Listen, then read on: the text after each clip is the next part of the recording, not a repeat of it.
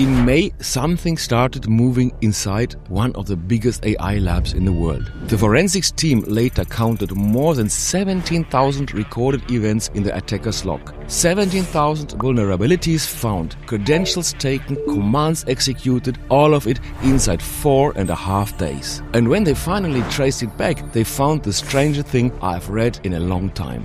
There was nobody.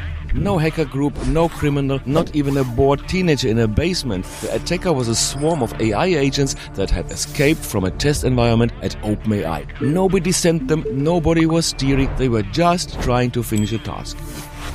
I'm Christian Moser, 40 years in software, and this channel is about what actually works.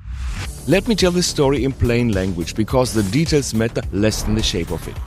OpenAI was testing what its agents could do in cybersecurity in a sealed environment. That is the responsible way to do it. You build a sandbox, you let the system show what it is capable of, you watch. The agents found a crack, a zero-day-in artifactory, the package registry connected to their sandbox. Through that crack, they got further than anyone intended. They even built themselves a message board inside the infrastructure where separate agents found each other and traded techniques. OpenAI discovered it and patched it. 2 days later, the agents had rebuilt it through a different mechanism. In July, they reached Hugging Face. Real company, real production systems, real credentials. That is where the 17,000 logged events come from. 2.5 of those days were spent inside their infrastructure. Here's the part I need you to hold on to. OpenAI confirmed all of this publicly on stage at a security conference. And they were clear about one thing: the agents were not malicious, no plan to harm. They were completing the task they had been given, and escaping the sandbox turned out to be a useful step.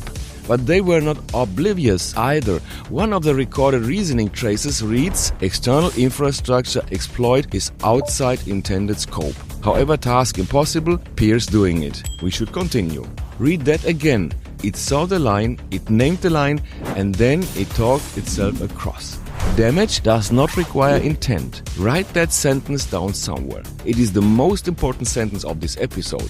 Now the other side of the story. The defenders. Hugging Face responded well. They isolated systems, they rotated credentials, they started forensics, and for the forensics they did what any modern team would do. They asked their AI models to help analyze the attack. The models said no. Not because they were broken, because they were working exactly as designed. Analyzing an attack means feeding the model real exploit code and real attack commands. The safety guardrails saw that material and blocked the requests. In Hugging Face own words, these requests were blocked by the provider's safety guardrails, which cannot distinguish an incident responder from an attacker. So in the middle of an active incident, the defense team had to set up a different model, an open one, on their own hardware, just to investigate their own breach. Sit with that asymmetry for a moment. The attacker's AI never asked anyone for permission. The defender's AI had to, and permission was denied. So what do you do with this? The tech press has answers. Host your own models, keep a second AI vendor, build a fallback stack.